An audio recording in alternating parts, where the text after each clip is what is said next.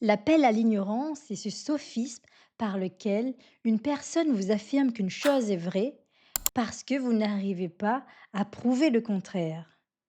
Imaginez le nombre d'absurdités qu'on serait prêt à prendre pour vraies en raisonnant de cette façon. Alors comment résister face à ce raisonnement-là? La première tentation, ça serait de chercher, de vérifier les faits. Et là, on se rappelle de l'histoire de la dent d'or de Fontenelle. Et d'ailleurs, je vous invite à aller voir la lecture interprétée par Frédéric sur ce texte-là, qui justement dénonce cette capacité, cette envie peut-être fantaisiste que nous pouvons avoir à vouloir trouver des explications à une chose dont on n'est pas sûr, dont on n'est pas certain de l'existence, de la véracité des faits.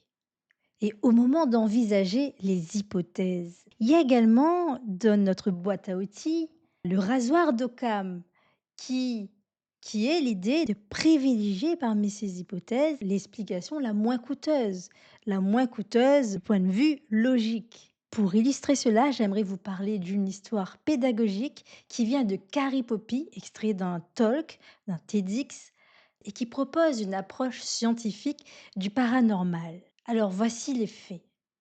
Alors c'est une femme qui se retrouve donc dans sa maison à entendre des bruits étranges, avoir ce sentiment d'oppression sur la poitrine et également à entendre des voix et avoir un sentiment diffus que quelque chose de mal va arriver. La première chose à laquelle elle pense, vous le devinez certainement, eh bien c'est la présence d'un fantôme. Donc cette personne va commencer à aller dans toutes sortes, de rituels.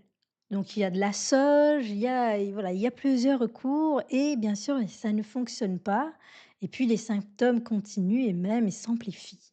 Puis arrive ce moment où la personne apprend ce que c'est qu'un empoisonnement au monoxyde du carbone, qui correspond ici aux symptômes qu'elle présente. Donc cette personne va avoir recours au service de gaz pour pouvoir, détecter qu'il y a une fuite et effectivement, était là l'hypothèse la plus logique, mais également celle qui était vraie à ce moment-là. Alors, vous voyez ici, elle appelle à l'ignorance. Un fantôme, on ne peut pas le voir les yeux, donc on peut dire, on ne peut pas prouver qu'il n'est pas là. Mais ici, l'histoire se résout après l'intervention des services de gaz. L'idée ici, ce n'est pas de dire qu'on a réponse à tout, mais c'est aussi de dire qu'un mystère est un mystère et que nous n'avons pas à nous précipiter à affirmer des choses exceptionnelles sans preuve et que c'est là que l'esprit critique intervient, cette faculté de suspendre notre jugement, le temps d'examiner l'ensemble des éléments pour pouvoir prendre des décisions plus justes. Je suis Mélanie Aina Rocaveri, coach professionnel et j'accompagne les personnes à exprimer, réfléchir, décider et agir, même quand ça semble difficile.